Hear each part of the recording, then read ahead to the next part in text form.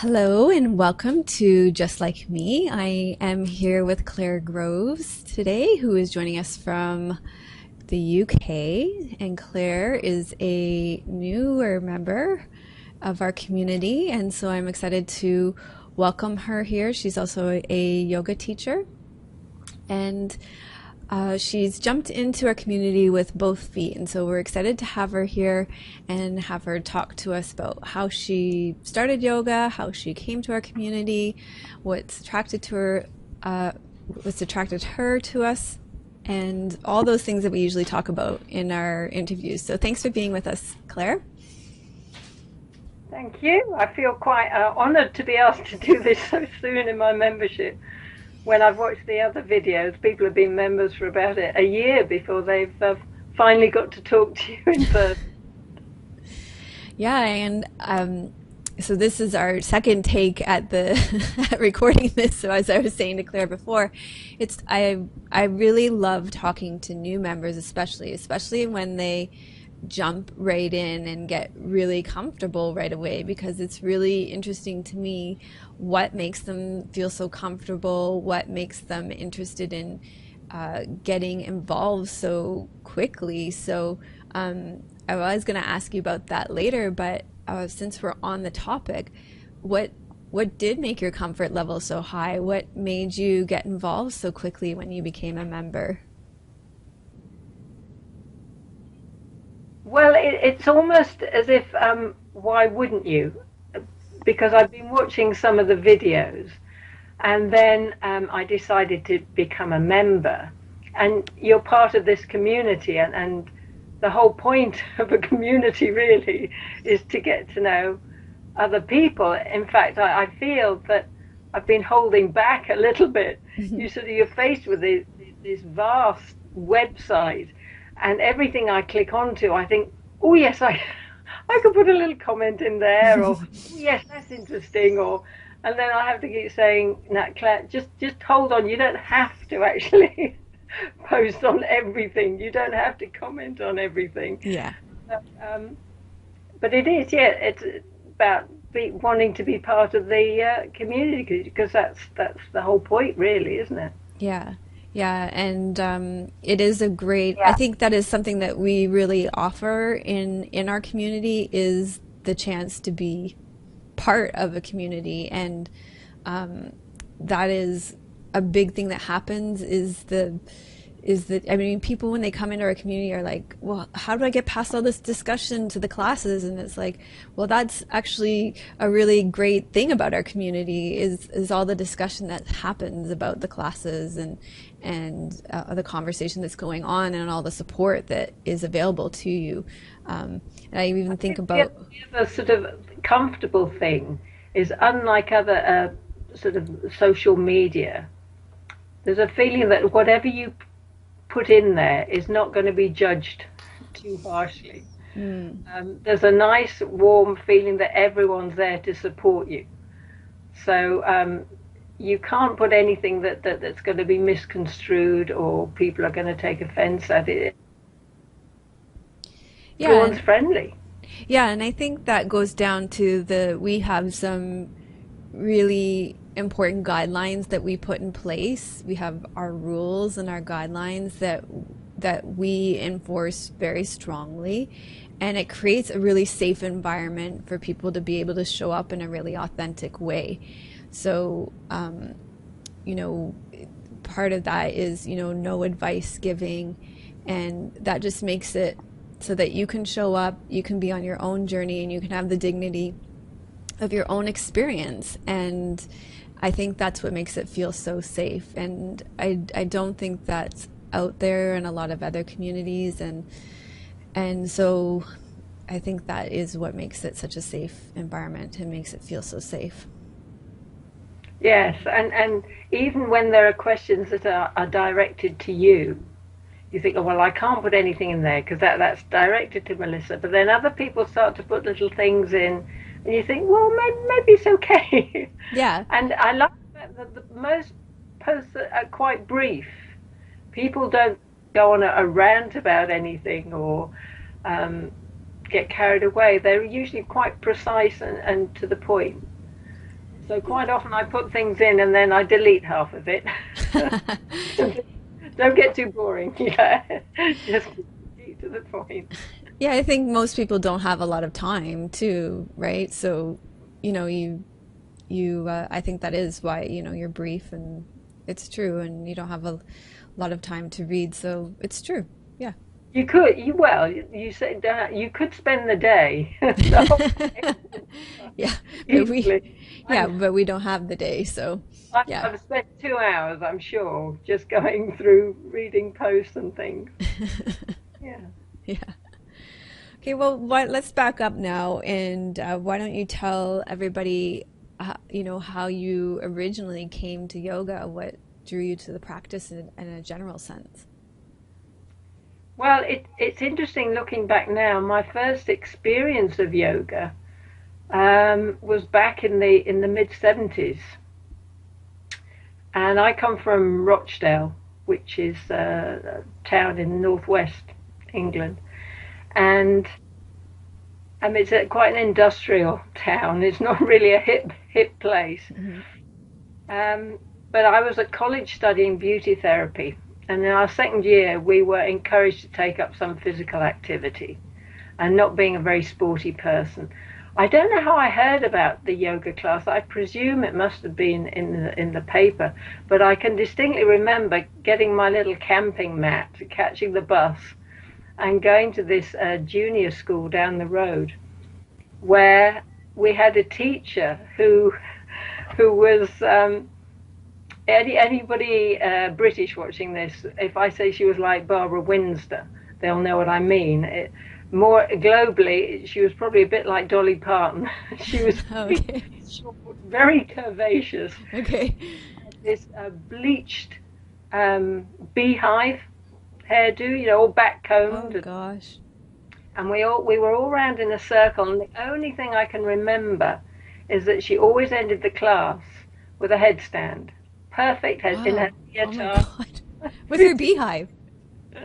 A beehive is where the hair. No, I know, but how did she do her headstand with a No, beehive? it was perfect. It was a nice little cushion. So that's the only thing I really remember. Well, no But now doubt. I look back, Classic. I think, gosh, that was in '76. That was really quite something. I never did get to do a headstand though, but I have that image fixed in my mind. Okay, that's etched in my mind.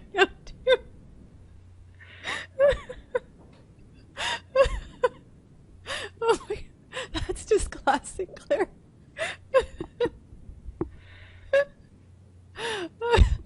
That's one of the best Yeah, how did you come to yoga stories ever. What a big gap. And I didn't really do anything with my yoga. I've hit the 80s, 90s when everyone was doing videos at home. Yeah, like that was the era of the Yeah. aerobics, right? And all those sort of things. And I had a couple of yoga videos. But then I suppose I didn't look at it again till I was late 40s. And I did a short course at a college, just 12 weeks introduction to yoga. Really enjoyed that. And then a gym opened in Dunstable, a fitness centre. And my husband said, "Oh, let's go and join. We're getting aches and pains. We're getting old. Let's do something together." I said, I'm only joining if they do yoga, because I'm getting old now. I don't want to do anything too active. Right. So we joined, and like a complete idiot and wanting to get my money's worth, I decided to do all the classes. So I was pumping and fit balling and legs, bums and tums and Yeah. I took my back within 6 weeks. Oh man. But eventually I whittled it down to Pilates, yoga and Zumba, and then eventually just down to yoga. Uh-huh. So there I was every Friday for 2 hours of yoga. Nice. But sitting on my mat week after week, I just had this feeling that the teacher was not telling me everything. Okay, yeah. I enjoyed the class, I enjoyed doing the postures, but every now and again she'd come in with a word like pranayama or mula bandha, and I think, what is that? Right, yeah. There's more to this than she's letting on. Right. So I decided the only way I was going to find out if I started to read about it. And the first book I chose was Bringing Yoga to Life, Donna Farhi. Oh, yeah. Great first book. And like all books, you read the book and maybe just one thing will stick with you. Yeah, yeah. And the one thing that really stuck with me was home practice. It doesn't matter how many classes you go to, how wonderful your teacher is, until you get that mat out and experience yoga on your own, in your own space. You haven't really experienced it. So then I started to do a home practice. Nice. And then I had my little aha moment one day after my home practice, thinking, life doesn't get better than this. It's just the feeling of calm and peace was just so overwhelming.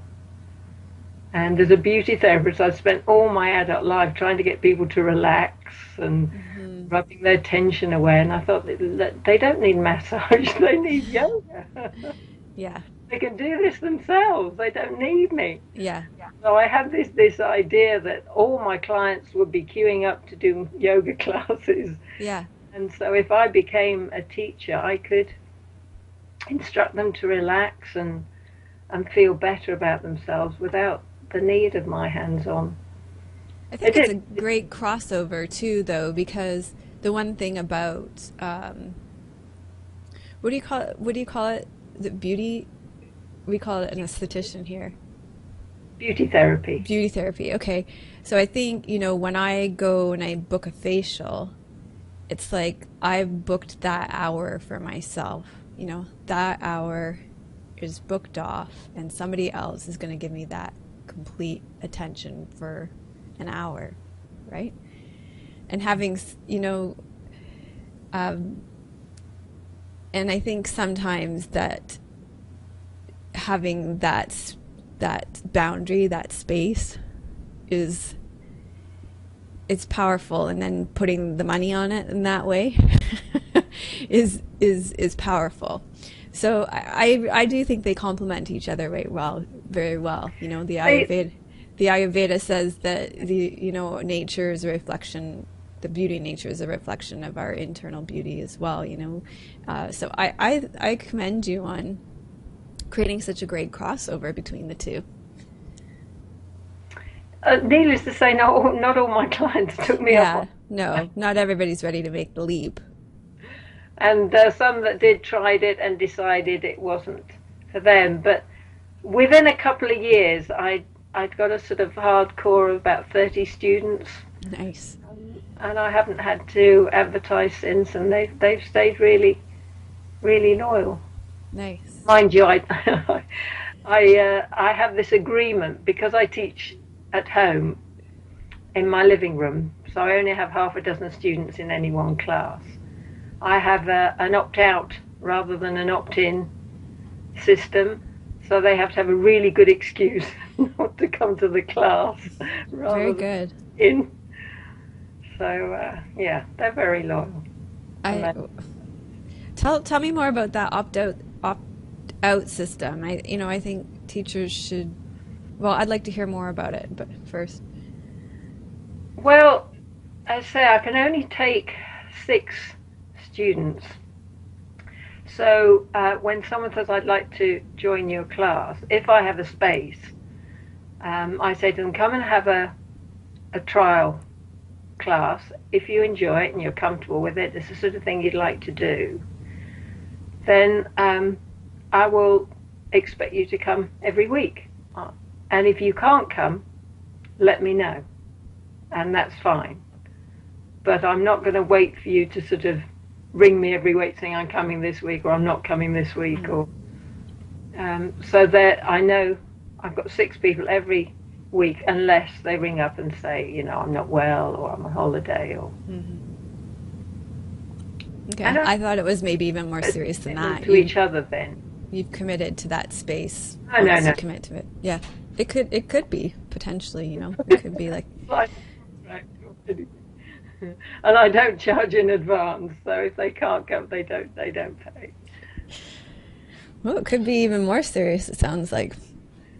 But anyway, yeah, I think I really like that. I really like the you know, requesting that level of commitment from your students, and if they're not willing to give it, then it's not a good fit. So it's sort of who I am. I went to this class every Friday for 8 years, and to me that was in my diary every week. Mm-hmm. And sometimes I used to look at, and I know timetables are different and people work and all this sort of thing, but if I'm going to do something, I really, and it becomes a priority. And with yoga, I mean, as I say to my students, I mean, once a week is an absolute minimum. Mm-hmm. Ideally, it should be every day. Mm-hmm. And I do encourage them to do home practice. I give them homework. I don't ask them if they do it, but every week I encourage them to do something at home. Yeah. Yeah, I think maybe as teachers we're a little bit reluctant to ask more of our students, but that it's okay, you know, it's okay to ask our students to show up in a fully dedicated way. It's a two-way thing. And one thing I really remember from my Swami, she said, you know, when I'm your teacher, I will be the best teacher I can be. And as my student, mm-hmm. I expect you to be the best student you can be. Yeah. And one day the roles may be reversed and I'll be a student in your class, but and that's stuck with me. That, you know, as long as I keep trying to keep my classes fresh and different, and of course that does create its own problems, as you know, because people come up to me and say, oh yeah, that is great, we never know what to expect, and they're always different, and then you think, oh, that's fantastic, what am I going to do next week? Yeah. And it's just trying to keep the new things, and which is another reason, of course, why the community is so great. I mean, there are just so many ideas and things. My teaching has changed quite a bit in the last couple of months, and I've really slowed everything down. And when I watch you do your videos, and do you know what? We didn't actually do that many postures. It was an hour-long class. Mm-hmm, mm-hmm. And yet there's not this need to, okay, let's do all these poses, let's do all these, it can be so simple, and yet, and at the end of it you don't feel, oh, you know, I used to come out of the class sometimes thinking, oh, I don't know about this yoga, I've been walking out like a cripple, whereas at the end of your classes I feel I can actually sit there and think, that was really good, I feel better for doing that. Right, and that's the point, right? Yeah. Yeah, I've really noticed that even from going back to my earlier classes, I'm like, wow, that's a lot of postures in that class. That's insane. It's like, I think the thing that really stands out to me now as a teacher, as opposed to when I first started teaching, it was like, I have to teach them everything that I know now in this class. And it's like, no, you don't. Now I know, good Lord, I'm going to be teaching, like, I'm 42 now. I could be teaching for another 70 years, right? So that's a lot of years to be teaching and a lot of classes. And so I have all the time in the world. So, yeah, you can go slow. You can take your time. I keep coming up with an internet problem. Are you okay? I'm okay. I think you have less bandwidth than me, so people aren't going to be able to see you very well, but I'm still hearing you fine, so it's okay. Can you hear me okay? Yeah, that's fine. Okay. Yeah. So, um, just out of curiosity, you found Namaste Yoga, then, and you decided to become a member. What made you decide to become a member? Um, well, when I was doing my training, I bought loads of books, and when I was teaching, what I did was I sort of picked up my books, read through them, and took inspiration from them, and then I ran out of books, and Hmm. so I turned to the internet. I did, and I found Grokka. Do you know Grokka? No. So it's a website that has fitness, yoga, and cooking, Hmm. nutritional stuff. And it has a variety of yoga teachers on there, but they seem to be very much vinyasa type classes and a little advanced for my students. I only teach beginners, and some of my students are in their 70s. Um, so when I'd kind of exhausted that, I think I just Googled beginners yoga, Hmm. and you obviously cropped up. Hmm.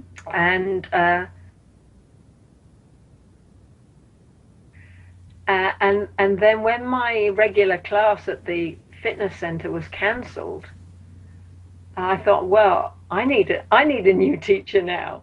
I Oh went, yeah. Melissa person does any intermediate yoga, so I started doing your intermediate classes, Uh-huh. um, and I was doing one a week. And I thought, well, actually, I don't have to limit myself to one a week. This is, Yeah. you know, Just because that was my other I schedule. Yeah. like. So I did a list of all your intermediate classes, and I thought, well, I'll work my way through. And then one day you said, well, you could, the little thing comes up at the end, you could always become a member. And I thought, well, for £2 a week, It's ridiculously it's crazy inexpensive. not to. Yeah, it really is. The value is incredible. Yeah. So when you're in the membership community, where do you like to spend your time? You kind of dove in with 2 feet. Like I what have did a you? system now. Oh, let's hear your system. I'm gonna. I just go straight on to new posts. Okay. And then I go through anything that I've made a post on because it's got a little arrow on it. Um, so anything that I've been in conversation with or put a post there, I'll check that out to see if anyone's put a reply or a comment. Okay, so you go to new posts and then what do you do? I don't think I've heard this. You. Well, if you've put a post on previously or made a comment, there's a little arrow comes up. Oh yeah, right here. So And I Tim's. scroll down, and anything with an arrow, I go through that first. Okay. Okay, so if I'm logged in as Tim right now, so if this was me, there would probably be way more. But okay, so if we were logged in as you, then uh, the ones, so for example, um, yeah, okay, um, so you go there and you see what you've been following. Yeah. Okay. And then when I've done those, then I go through just the other recent posts. I love the moment of the day. The happiest moment of the day. Of the day, that's Yeah. great. And because it's the happiest moment as opposed to the happiest day of my life, everything on there is quite succinct, isn't it? And Yeah. yeah, a nice little. And Oh, you've got a nice little post there. Oh, you made a vegan chocolate cake for your son. yes, yes. That's nice. Yeah, I thought, well, he's not eating chocolate anymore because of his diet. So yeah, I'll try a vegan chocolate cake. It was very nice. Yeah, I definitely did. Yeah. This is a fun place, people, and it's nice. What I find when I come to it, it makes me reflect back on my day and remember just what stands out about it too. And I think you made a comment somewhere that one of the things you like about it is not always about yoga. So Yeah, I'm it's going not about yoga. And also, what I really like about it is quite often, I mean, it is a little, because it was around Easter, it was a little bit consumerist, because everybody's talking about Easter eggs yesterday and today. But most of the time, it's like the simple things. It's like, Yeah. I really liked looking at this flower, or the sun was shining and I was out in the garden. But there was a lot of posts about chocolate eggs yesterday, but it's not usually so much like that. Someone once told me, you know when you're middle-aged because you appreciate the clouds in the sky and you always have a drawer full of carrier bags. Oh gosh. Well, I guess I'm middle-aged then. Yeah. Yep. Okay. Yeah, this is a really nice. People love the happiest moment of the day. And I love your tip for new posts. And I didn't even know that thing about the little arrows there, so that's a really good one. Do you have favorite classes? I haven't really done enough of my long list of all the intermediate class. I think I've only done 10 so far, and I certainly couldn't give you the number. When people say, "Oh yes, well you need to do episode blah for this," I'm really not, because it's really to do the weekly class, the latest one, and then of course Hannah puts up these lists, and then I try and work my way through those. And so it does at that point become a bit of a time. So you like the community playlists then? Yes.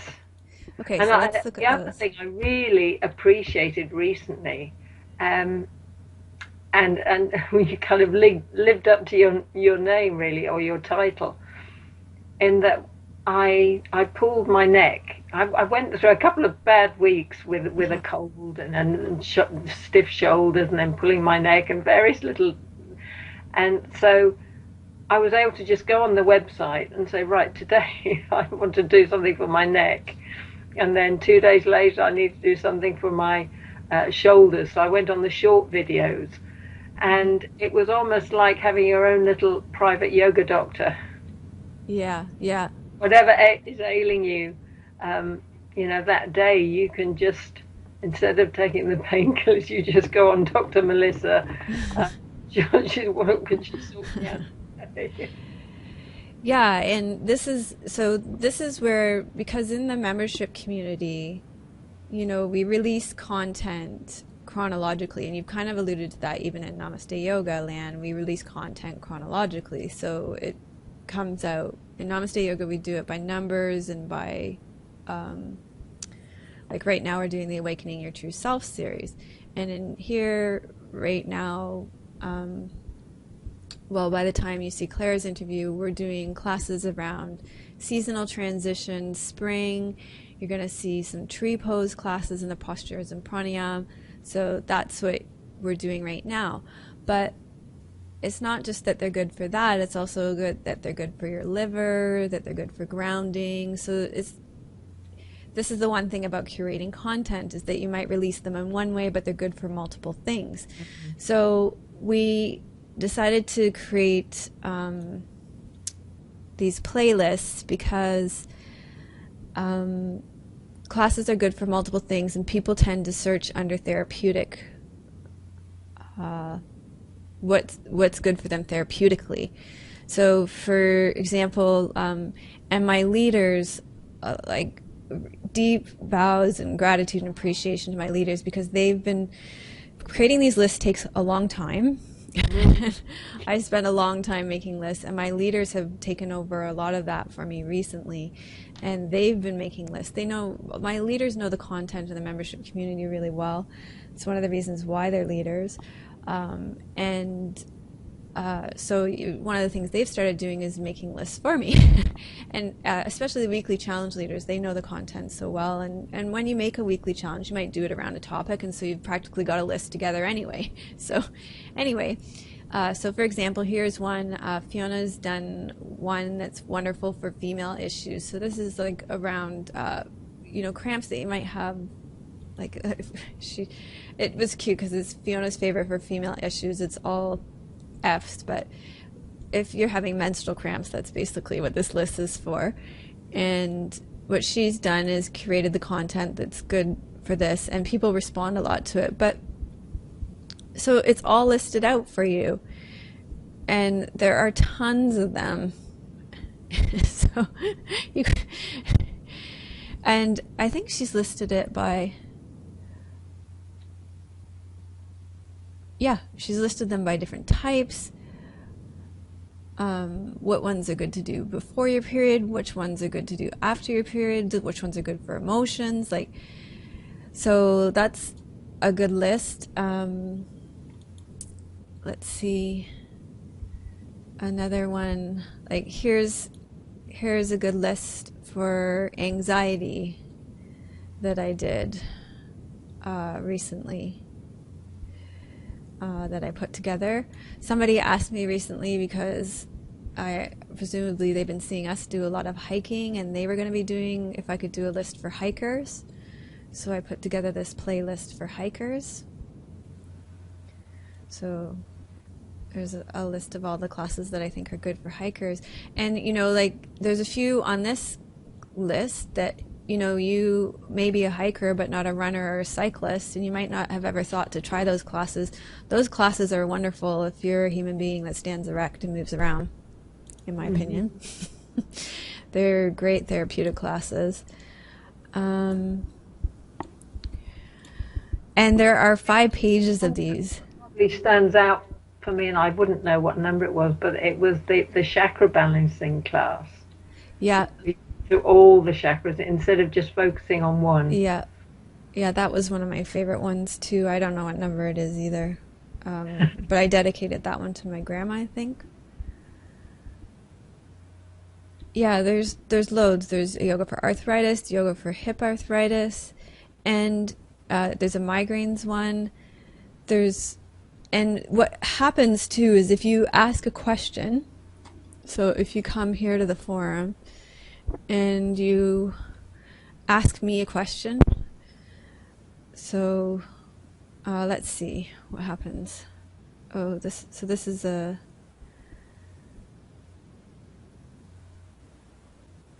let's see if we can find one that,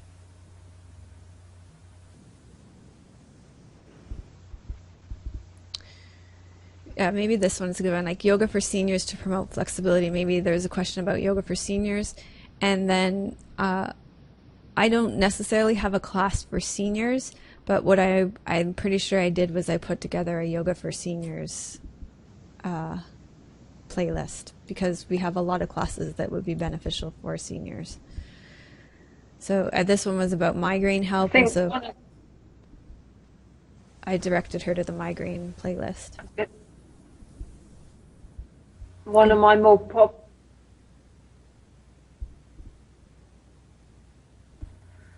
class that everybody loved, even those people are more than capable of getting on their mats, but it was a different perspective, I think, doing things, in a different way, doing some salutations against a chair and that sort of thing was really good. The chair yoga class? Yeah. Yeah. It's a good one, and that class I made because I was asked to do it was one of our members asked me to come on in a call not unlike this for her workplace and do some yoga for a special health event for her workplace. And so it was really geared towards people in the workplace because they sit a lot, but they were going to be in the chair for this call too. So I was, thinking about how can I teach yoga for these people in a chair. And it's amazing just how much you can do sat in a chair, and how much you can focus on sort of twisting the spine and you'd think you'd have that restriction, but you don't. Yeah, it's amazing. And every time somebody brings up that class, it makes me want to do it again. Do another chair yoga class. There are a lot of teachers in our community that teach regular chair yoga classes too. Yeah, it's a great tool. And yeah, if you can not be in a chair, we spend a lot of time in a chair, so it's also very beneficial not to be in a chair. So what are you most passionate about outside of yoga, Claire?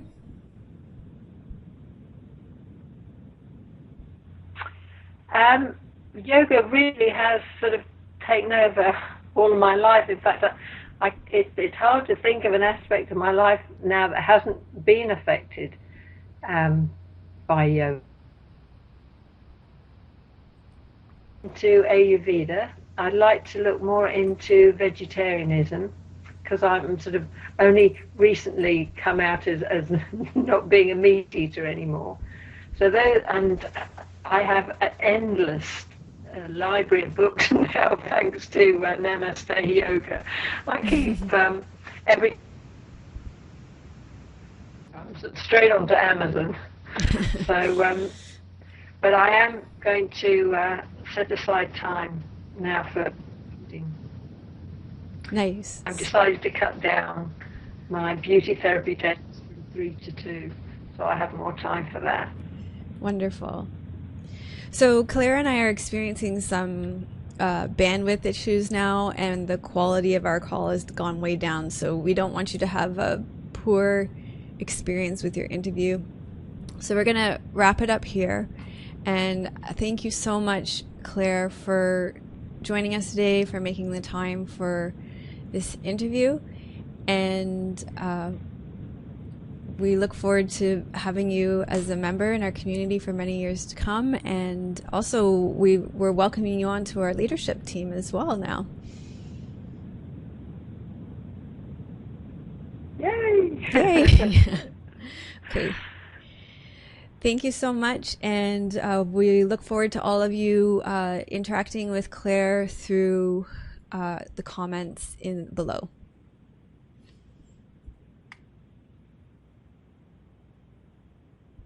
Thank you very much.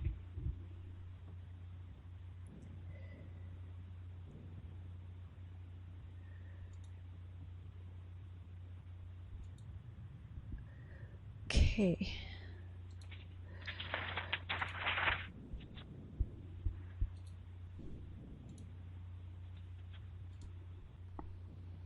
I'm just going to find and stop the recording, Claire.